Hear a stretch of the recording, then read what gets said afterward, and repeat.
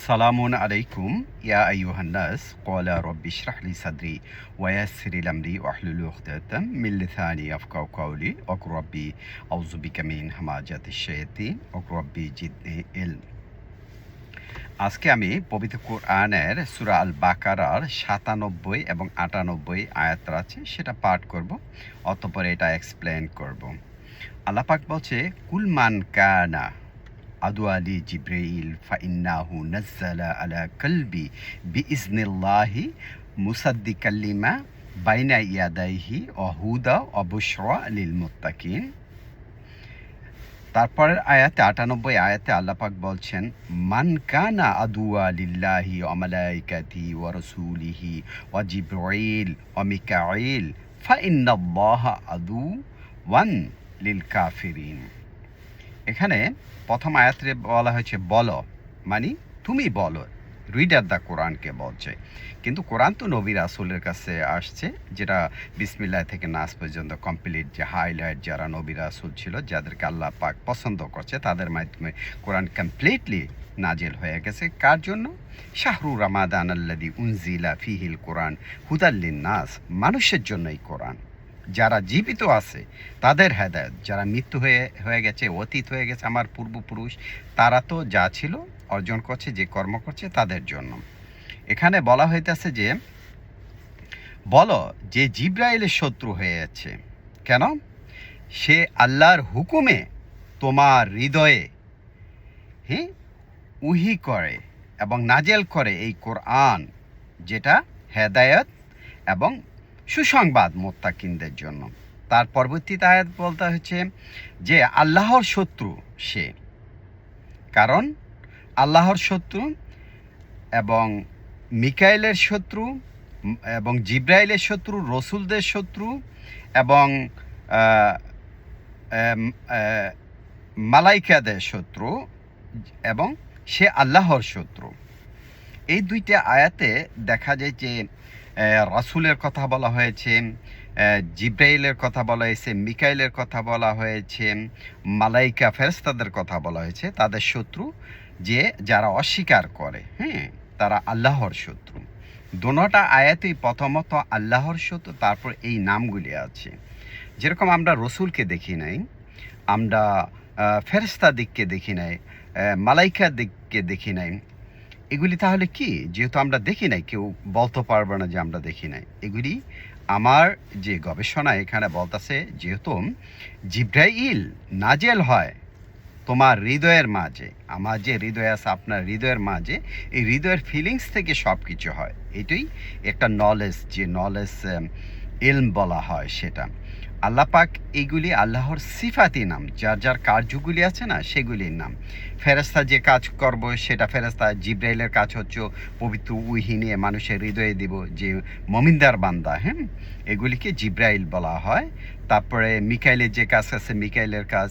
রসুলদের কাজ কি? রসুল হচ্ছে আল্লাহর বার্তা। আর বাশার রসুল যারা আছে, বাশার রসুলের কাজ কি? আল্লাহর বার্তা মানুষের কাছে পৌঁছে দিব। এখন তো রসুল নাই, রসুল কোথায়? রসুলকে কেউ বলতে পারবো? আজ থেকে 1400-1500 বছর আগে রসুল অতীত হয়ে গেছে। কিন্তু এই কোরআনে যে বার্তা আছে রাসূল, এই বার্তা মানুষের সাথে কথা বলে। যখন আপনি পবিত্র হবেন এবং এই কোরআন পড়বেন এবং বুঝতে পারবেন, তখন যে আপনার হৃদয়ে যে এটার যে মিনিংস, যে এক্সপ্রেশন করব, সেটাকে জিব্রাইল বলা হয়। এই জন্য বলছে জিব্রাইল তোমার কলবের মধ্যে নাজিল হয়, এটাকে জিব্রাইল বলা হয়। যেরকম আল্লাহ তো মহাবিশ্ব সৃষ্টিকর্তা, আল্লাহর আরেক নাম দিয়েছে কি? রব, যিনি প্রতিপালক, এই মহাবিশ্বের প্রতিপালক যা কিছু। এই যে আপনি এই কথা বলতেছেন, আমাদের যে ইন্দ্রিয় শক্তিগুলি চলতেছে, আমি খাবার খাইতেছি, পৃথিবীতে খাবার হইতেছে, এগুলি রব বলা হয়েছে। রব এগুলি নিয়ন্ত্রণ করতেছে, এটাকে রব বলা হয়। আবার মালিক বলা হয়েছে, মালিক ইয়াউমিদ্দিন। মালিক হচ্ছে যে বিচারক, যে সব কিছুর মালিক। এগুলি প্রত্যেকটা নামই আল্লাহ সিফাতি নাম। এই যে ফেরেশতা, রাসূল, নবী এবং জিব্রাইল, মিকাইল, মালাকুল মউত।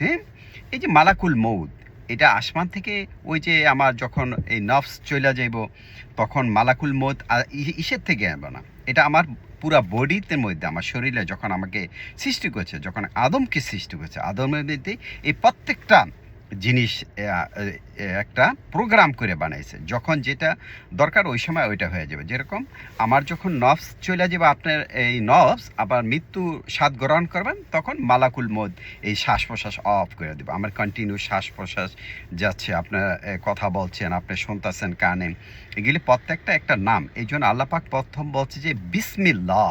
প্রথমে আল্লাহ পাক ইন্ট্রোডিউস করছে পৃথিবীর মানুষের কাছে, আমার নাম আল্লাহ, আমি রহমান, এই যে দয়া, দয়া একটি আল্লাহ সিফাতি নাম, এরপর রাহিমিয়াত একটি সিফাতি নাম।